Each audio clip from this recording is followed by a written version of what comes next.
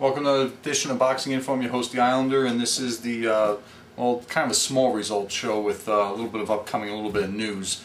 For those of you, and I want to address a couple of things too if I have time or get around to it, you know, some different types of mailbag requests and different questions of things, and also address some other issues.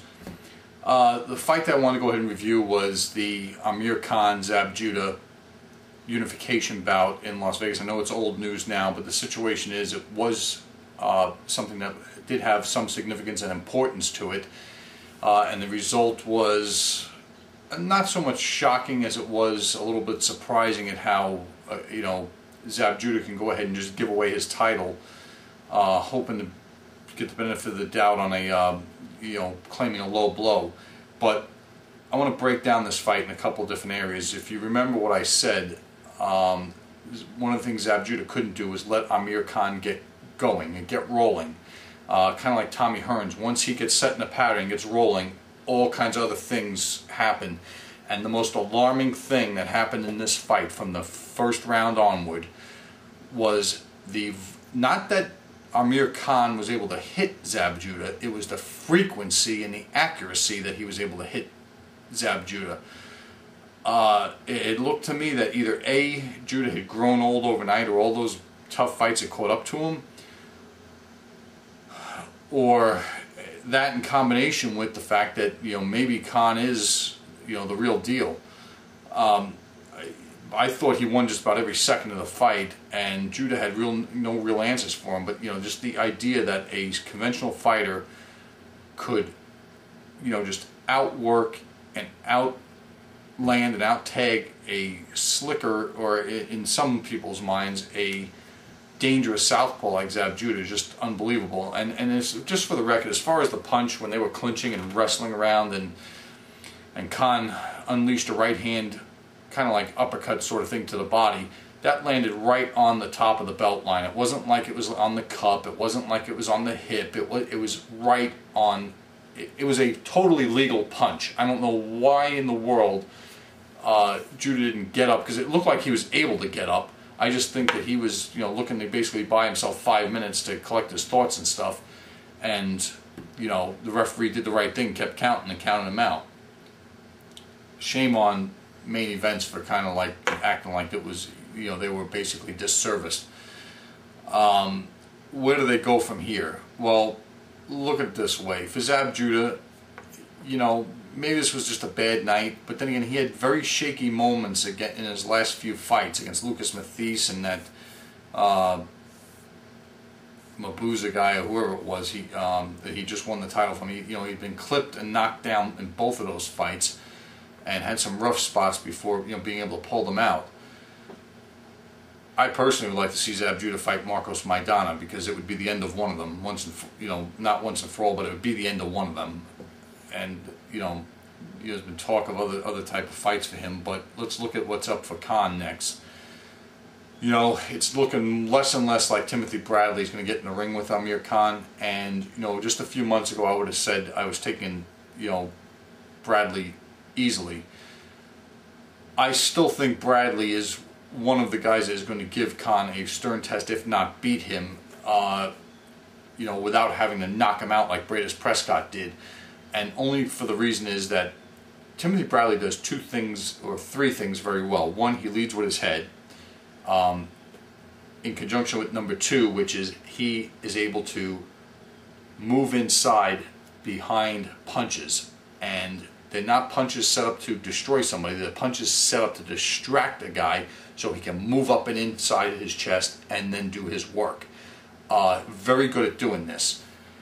And the other thing is working on the inside, which Timothy Bradley is very good at, and he's very accurate like Amir Khan is. And that is probably why a lot of people, the purists in this sport, want to see this fight, because something's going to give.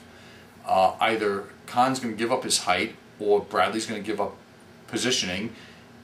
And as we saw in the Kendall Holt fight, that sort of did happen, where Bradley got caught out of position a few times and got knocked down hard. Although I don't think Khan possesses the pop that Kendall Holt does, I think that he has a much better and higher work rate than Kendall Holt, and if he's able to hurt Bradley, he might be able to put him away. Not getting ahead, putting the cart ahead of the horse.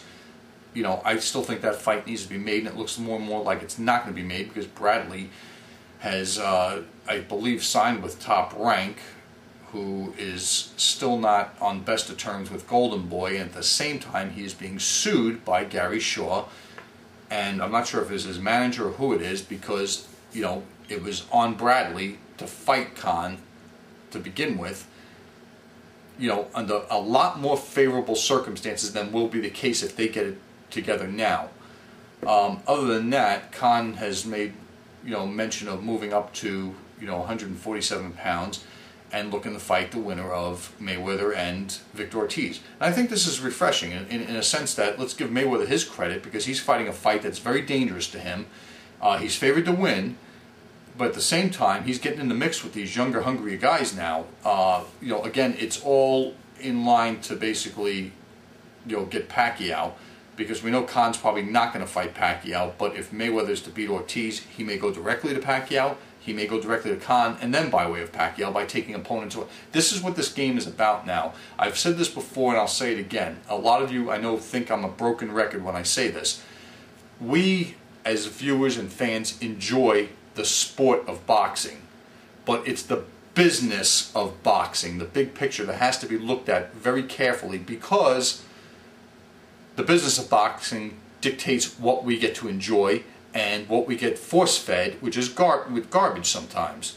So with the business of boxing in this case, what Mayweather and Pacquiao and Khan and all these guys are doing is they're going to make the most money off the least risks, and eventually start taking away different roads or avenues from the guy they eventually want to get in the ring, which with Mayweather it's Pacquiao, and Pacquiao it's Mayweather. With Khan it's obviously Mayweather. With, you know, Victor Ortiz it's obviously Pacquiao.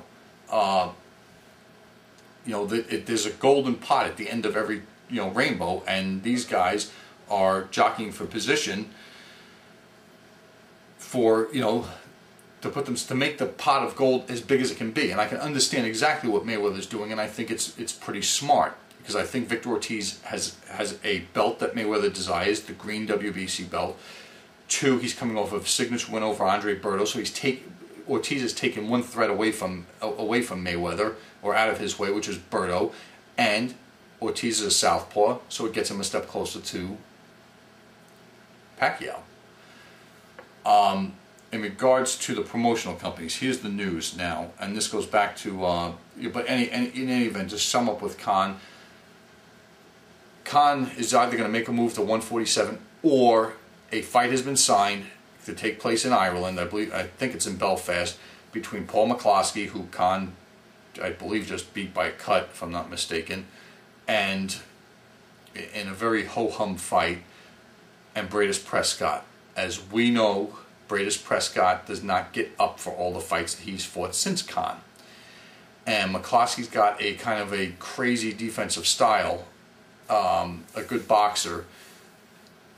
Fight on home turf, excuse me, the question's going to be, can Prescott rise to the occasion, knowing that a fight with Khan is probably in the imminent future? The other thing too is, if Prescott beats McCloskey and he beats him just handily, will the Khan people fight Prescott? I'm of the belief that they will not. Not that they're... I just think that the excuse that they can give is they can make a lot more money fighting Victor Ortiz, or fighting Andre Berto, or whoever. I mean, and there is large amounts of truth in that. But the situation is this. I can forgive and forget Timothy Bradley because the Khan people in good faith offered him a 50-50 split and he refused it for some strange unknown reason. But with Prescott's the one who wants a rematch with Khan, and Prescott's the one who won in 54 seconds over Khan and basically destroyed him. Now I know that this was at lightweight, and Khan is a lot more sturdier at junior welterweight. But the situation is this: some styles are made for each other, and some psychological, you know, there's been very few times where one fighter's been knocked out brutally by one guy and has come back to beat him. One case in my mind was, if you guys remember, Above Beneath, some of you old-timers might remember Tony DeLuca. Some of you guys out there might remember this.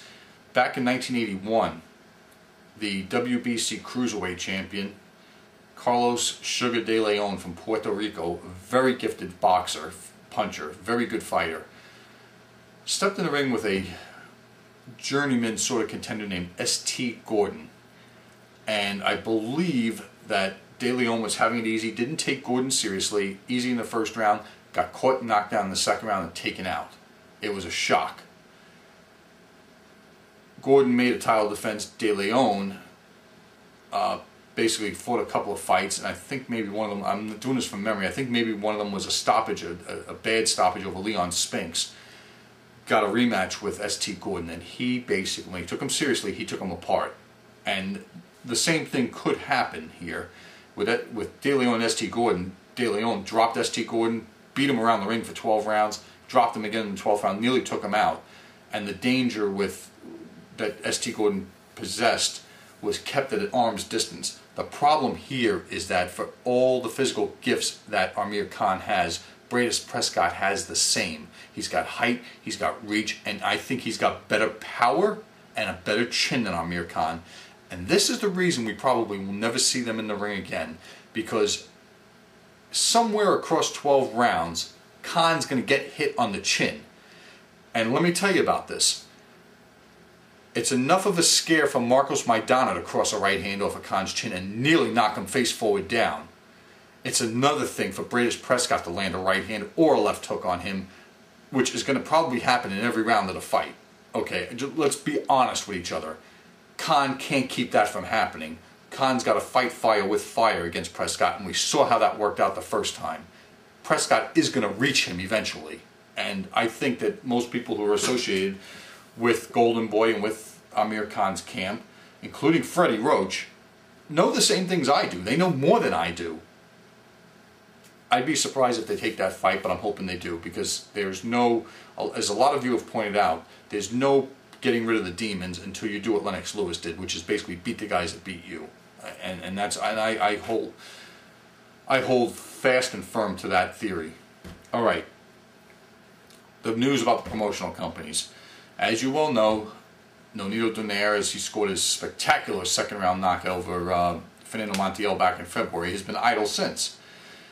And Top Rank was going to get him set up to fight in May or June, again in a unification fight with Anselmo Moreno of Panama.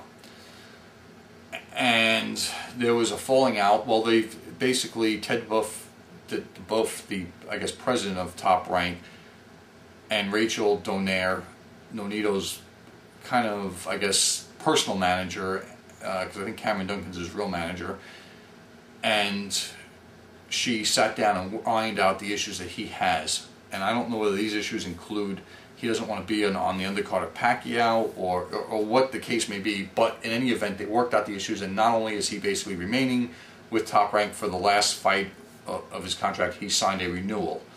Now, that's, I guess, good for him in some ways. In other ways, it's not so good, because in the meantime, Golden Boy has basically scooped up Anselmo Moreno and decides they're going to bring him to the United States to fight, which means obviously it's going to be more difficult to make a unification fight with Donaire, in which I expect Donaire to win that fight handily. What's the other part of the equation? This weekend, the preview fight for basically Abner Marez and Joseph Agbeko. Agbeko is a Don King fighter, a fighter in which a unification fight with a main event or a top-ranked fighter like Donaire can be made very easily. If Marez wins, which, and I'll talk about this later, I expect him to, he's Golden Boy property. He's one of the few fighters who has gone from cradle to world title with Golden Boy, and probably going to win a world title. All right, what fight do you think we're going to see next after this?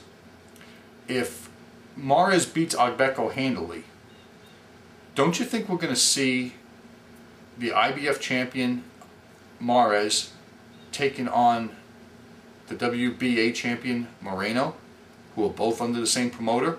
or do you think one of them is going to fight Donaire?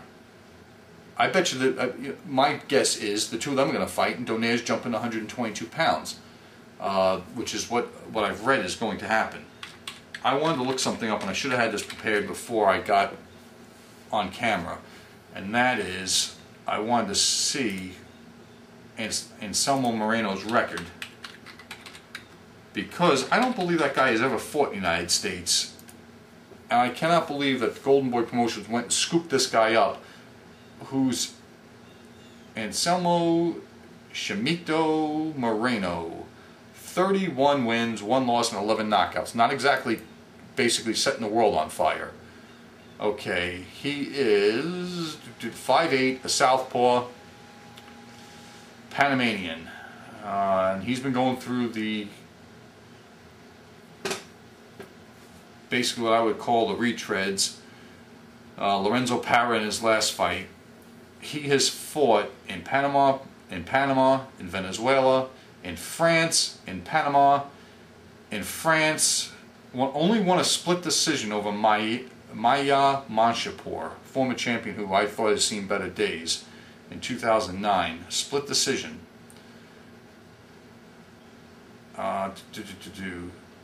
In Panama, Germany, Panama, Port-au-Prince, Haiti. Wow. Panama. Alright, so he's never fought anywhere but Europe and Latin America. And Golden Boy goes and signs him. Basically, he's not even, fought what I would call an in-prime world-class fighter. Vladimir Sidorenko is who he won the title from. And we saw what, I believe that, sorry about this, Vladimir Sidorenko. And I believe that's who Donaire blew out in 4 rounds in his fight before, yeah. They're calling him something else now.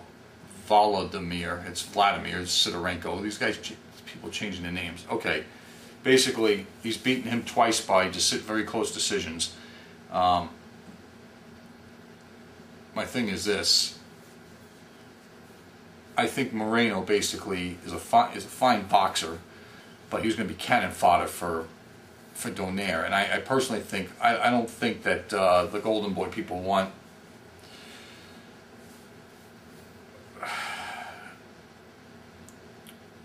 Marez in with Donaire either. And I think that's why they did this. But then again, the business is about signing fighters, right? And cashing in on them. And protecting your own interests. So, I mean, I take my hats off to them for doing that. We just won't see the fights we want to see, right? Alright, that brings us to the schedule this weekend. There's some stuff, basically ESPN, outside St. Louis, Missouri, St. Charles, Missouri. Antoine Smith taking on Kermit Cintron. This is a very fast turnaround for Kermit Cintron after being manhandled by Molina last time out. Good for him. Good for him. This is what shows the mark of what's inside a guy. I mean, you basically pick yourself up, dust yourself off, and get on with your career if you're serious about it. Not go sulk for 6 months. And he's getting right back in the ring. Good for him. That's Friday night, tomorrow night, August 12th on ESPN2. Antonio Diaz is fighting on Telefutura in the junior middleweight division. I don't understand that. And then August 13th, Saturday, from Las Vegas, as I mentioned before, good card in which, and as a matter of fact, well, a different Carlos Molina's back in the junior welterweight division, but Eric Morel is taking on Daniel Cavedo, 10-round bantamweight fight. There's another guy who's going to be in the mix in that 118-pound division. And then the main event is Joseph Agbeko defending his IBF bantamweight title in the Showtime bantamweight tournament final against Abner Marez. Let's talk about this, because the way I see this going is either guy can win, but I don't have to think too hard about this. And I was writing an email back to, I believe it's Avellino79, who brought up a couple of good points in an email. And I kind of, shared my thoughts on this. I expect Marez to win. Without getting too technical about it, I'll tell you why. Agbeko is a 1.5 trick pony. Okay, the one trick is what got him past Luis Perez and a couple of his other fights until he ran into Yanni Perez. And the one trick pony was basically outworked by Yanni Perez the first time round. In their rematch, that half a trick, which was basically be a tiny bit more patient and less, I should say,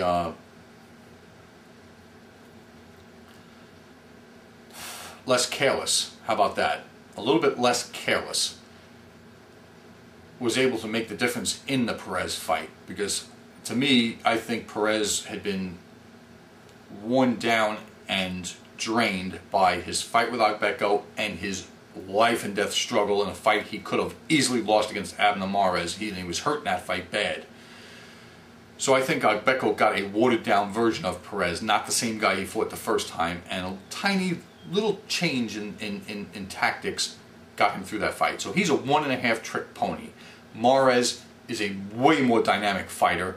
We saw in his fight with Perez that he was able to basically withstand the pressure of a tough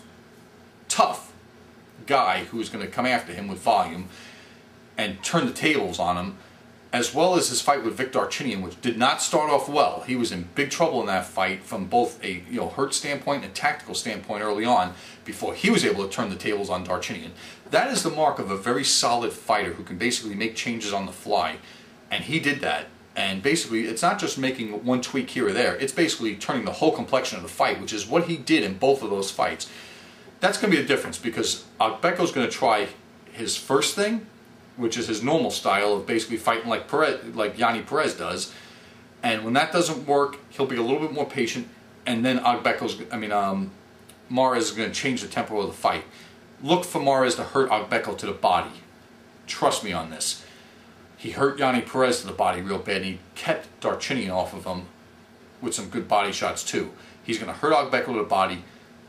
I'm expecting Marez to win a clear-cut decision. In some instances, I wouldn't be surprised if he stops him, because I think that, again, styles make fights, and I think Agbeko is made to order for a multifaceted Marez, and I expect Marez to win this fight going away. No disrespect to Agbeko, because if he lands something on Marez that Marez hasn't felt or seen before, Agbeko may be taking out Marez. I highly doubt it. If I was betting on this fight, I think the only way Agbeko wins is by stoppage, and I would bet that route. And I think, depending on how long the odds are, Marez straight up or Marez by a decision, or I don't know what the over-under is, but chances are it's going over. And I expect Marez to win this fight going away. Also, in Australia, unless this has been called off, Michael Katsidis is fighting Michael Lozada, 12-round lightweight fight. I'd like to see Michael Katsidis win this fight and get a shot against Bam Bam. I don't know why my short-term memory is like going crazy. It's probably because I haven't been taking my vitamins. Brandon Rios. And I think that would be one of the best fights that could be made at 135 pounds in terms of action. Of course, Brandon Rios versus Juan Manuel Marquez is one of the better fights that could be made. That's happening in Australia. Anything else on the schedule? Not this week. But in any event, getting back to some things that people have asked me about. One of them was about 15-round fights, where I've been quoted as saying that we should go back to 15-round fights, and somebody had watched my video on Mancini versus Kim and the 25-year anniversary and was asking me why if all the authorities say that fights are safer at 12 rounds, why would I be still leaning on going to 15 rounds? All right. Here's my response to that. One, besides the Mancini-Dooku-Kim fight, somebody please go out through the boxing records and through boxing history and tell me when a guy is engaged in a 15-round fight, let me preface this, in which the fight ended in the 13th, 14th, or 15th round or after 15 rounds, and one of the combatants died as a result of that fight. Besides Mancini-Kim, Find me another fight that happened in. Okay, the biggest tragedies or the most noteworthy tragedies in boxing have been, that I can remember, Sugar Ray Robinson against Jimmy Doyle, in which Sugar Ray Robinson had a dream something bad was going to happen before the fight, and knocked out Doyle in the 8th round. Doyle died as a result of the fight, okay, in defense of his welterweight title. Emil Griffith versus Benny Kid Paret on national TV also. 15-round fight. Fight ended by knockout or stoppage in the 12th round. If the fight was scheduled for 12 round, the same thing would have happened, okay?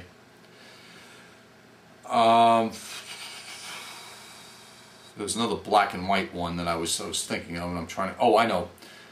World Featherweight title.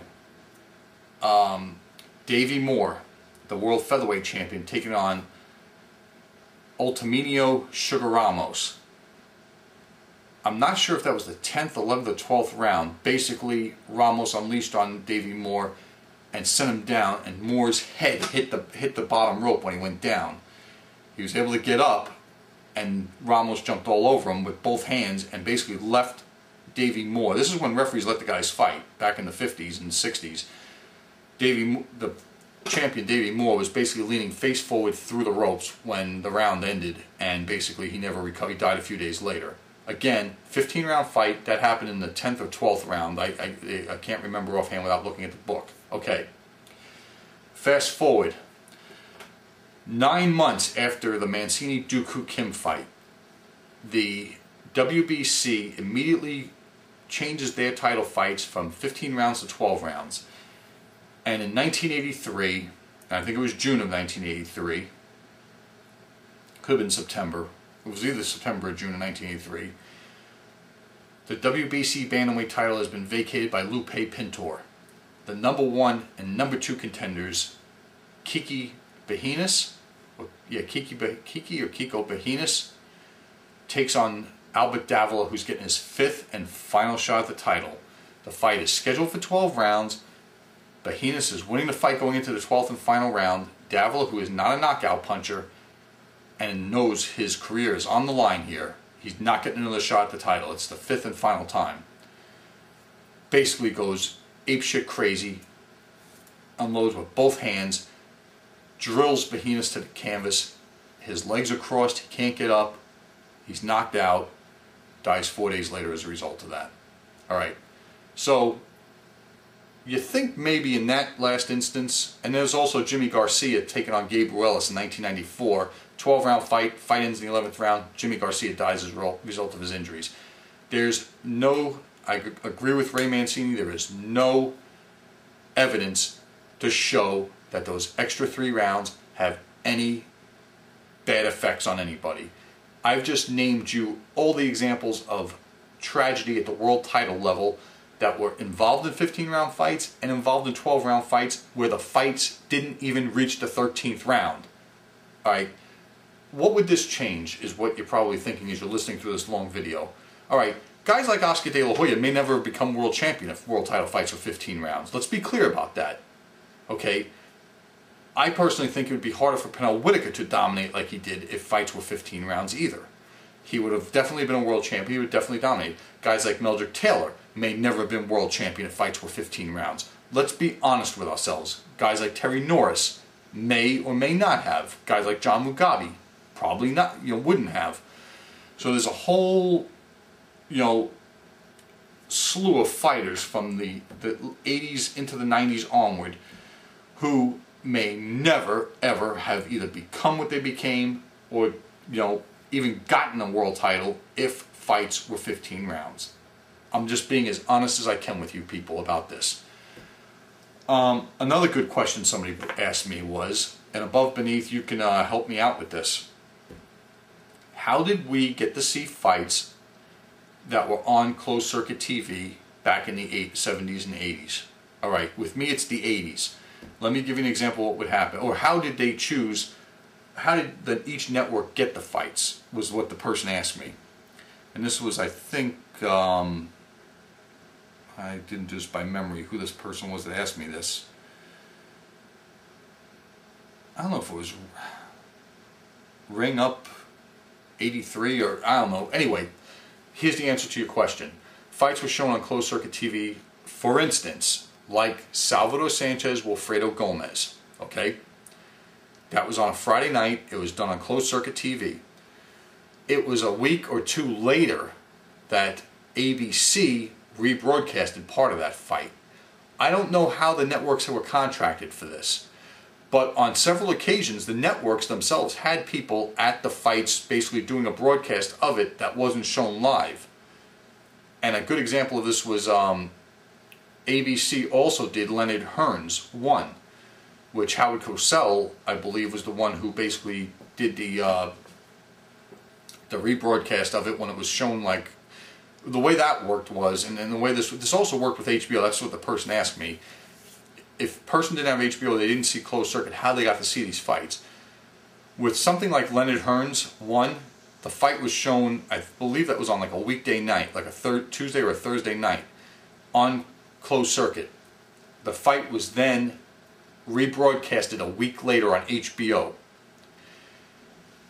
Then, a week or two later, it was rebroadcasted on ABC. I don't know how the logistics worked out that ABC got to show it on national TV, but each network did get to broadcast a fight.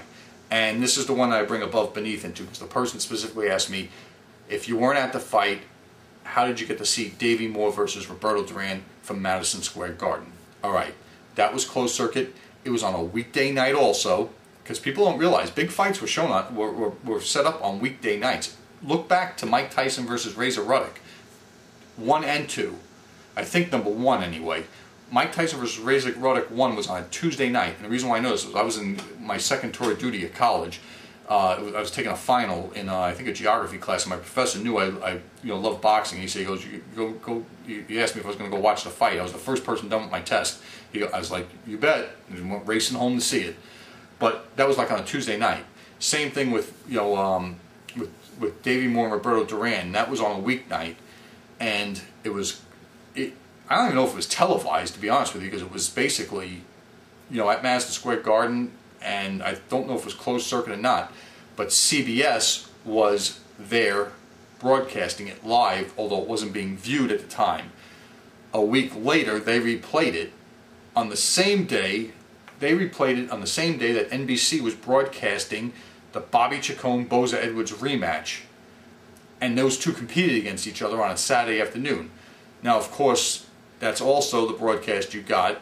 As a matter of fact, if you watch the HBO special, or that special that Darth Muse had put up about Billy Collins and Louis Resto, the closed circuit broadcast, you heard them broadcast or calling the fight with Billy Collins and Louis Resto, because they had Jake LaMotta and Vicky LaMotta on the broadcast with the announcers.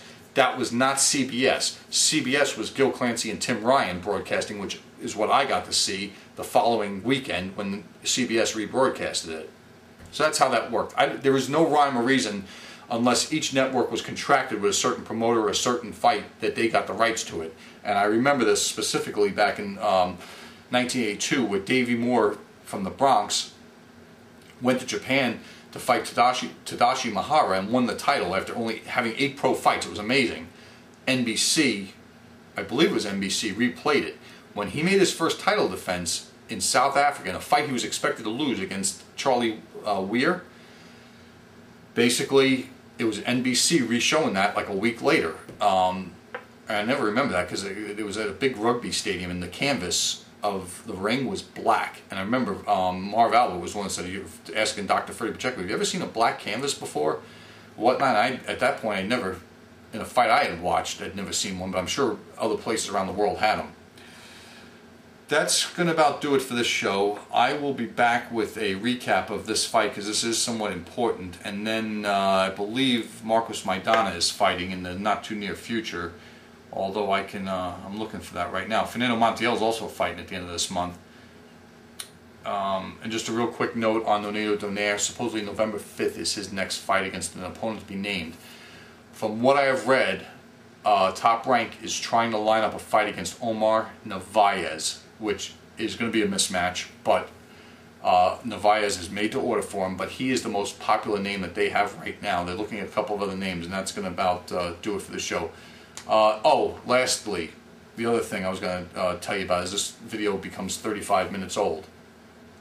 A couple of you, Dan FLC, have been contacted by a guy who is cloning my channel. Listen, if you feel up to it, tell him how you really feel about him. You know, if you have to drop some F-bombs, go ahead. But other than that, if somebody's got a problem with me, what they need to do is send me a message saying, look, in the most civil way possible, because I've been bombarded by these idiots that want to cuss me out for no reason whatsoever over stupid stuff. And that is, send me a message inside YouTube, say I have a problem, and then kind of list what your problem is. I promise you that I will diplomatically deal with your problem if it's presented to me diplomatically.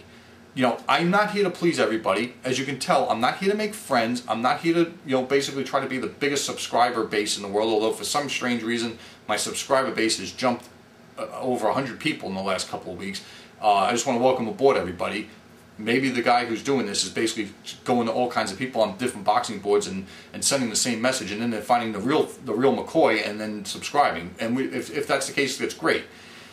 In regards to the haters or that are doing this, listen, some of them are nut huggers, like this idiot that was on the 20 greatest boxers of all time and thinks that Mike Tyson could knock out Ali, knock out everybody that they put in front of him. Look, we don't have time for people like that. Those of you who get to partake in my channel comments, you're special. We're almost a team or a big family, and I do these videos for you guys so you have something to talk about, something to debate about, and, you know, to ask questions of each other. In regards to the people who are mad and can't get on here, you're not on for a reason, okay? Some of you have put in time to basically do commenting on, you know, videos. Like I told, if you're not on or able to do channel comments, I implore you to basically ask me questions on the videos and actually partake in that, because once you do, that's how you get to the next step. I'm not just gonna let people be friends who were just signed up this year and last year and, you know, have no other real boxing, you know, stuff or, you know, contributions.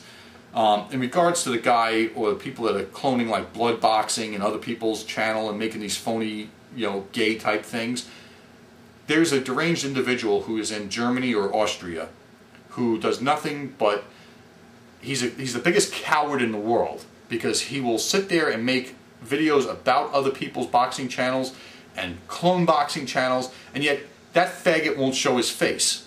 And I'm talking right at you. You can't get to me, and if I see you in person, you're going to be really sorry. All right, let's be clear. If you see any of my subscribers or the friends who comment, you're going to be sorry too. Okay, because you know, this is the internet, and this individual sits in Germany or Austria or wherever he is, and basically makes bogus channels and bogus videos with screenshots of box rec to disprove somebody else's. I've watched these over and over again, and they're so, you know, they're so hilarious, because the faggot won't show his own face. That shows lack of backbone, lack of balls, lack of guts, lack of intestinal fortitude. And that's all I'll say about that. So don't pay them any mind. Just curse them out and go on your way. And if you're not that kind of person, I understand that. But that's all I have to say about this. I will see you guys next week, in next week or so. And give or take, get this video, you know, basically reviewed after the fight.